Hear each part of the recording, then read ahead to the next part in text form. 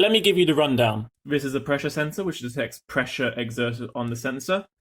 This is a thin film flex sensor and essentially measures the degree of flex exerted on the sensor. I have been calling this an Arduino. It's actually an Uno R3, which is an Arduino Uno equivalent. This is how all of the LED lights are hooked up. They're hooked up to the Arduino for a cable or a jump lead, and they have a nifty resistor at the back. And here is the layout of the final conceptual prototype. I have 10 LEDs, which are connected to the Arduino Uno equivalent, or the R3 Uno. I have a pressure sensor, I have a flex sensor, I have a breadboard, I also have things like resistors and wires and a USB cable and tape, pretty obvious. And all of this would be attached to a boot or a shoe to form the digital spur. And all of this will be housed within the mechanism of the digital spur. And as I've shown, this can be quite compact. The main bulky factor is just a breadboard, simply because I was unable to solder the components together, since I don't have access to I have a soldering line, but I don't have a place where I can solder, and recent events have made it pretty much illegal to go outside. Anyway, so as to demonstrate the product, I am now going to make the room a little bit darker so that you can see the LEDs more easily. So here we go. Wow, my room is suddenly dark. Wow, magical.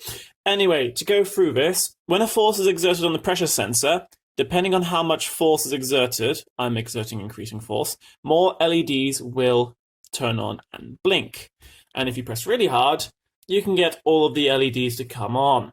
And this would be more appropriate, when being worn on, on the solderable shoe, because you can exert more force with your foot than you can with your fingers or whatever. This flex sensor controls the rate that these LEDs blink. Now, the rate they're set at is pretty low for this concept. However, when I bend the sensor, you can see they start to increase. There you go. They've increased a little bit. They've increased a little bit more.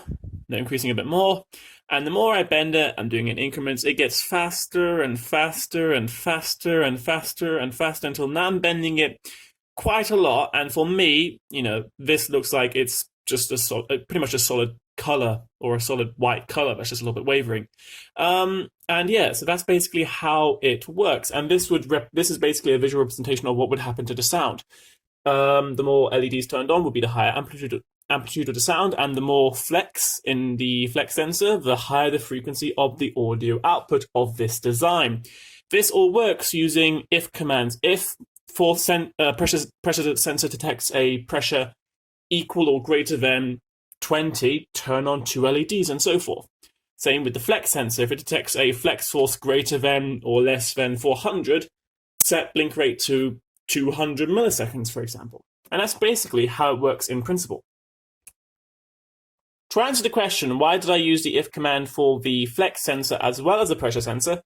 2 reasons. The first reason is that the if command gives me more control over the exact output. I can control by how much I bend this, how fast the output should be, etc. By using an if command, I can state how fast it should blink. And the second reason is that it's more consistent. The other systems I used, though they worked, they were very superficial, they were very touchy, in that if you messed up one value, if you changed the value slightly, it could mess up the whole thing, and it made it a pain to try to get to work. This gives me more control and is more appropriate for such a product and design. This project was overall very enjoyable. This was my first experience doing coding or doing electronic prototypes, and I thoroughly enjoyed it.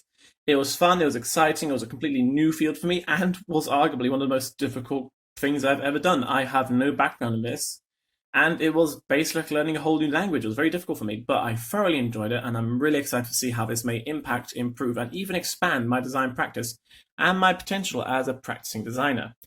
And hopefully in the future I'll be able to do something similar to this, and I would look forward to it. Thank you very much. And bye-bye.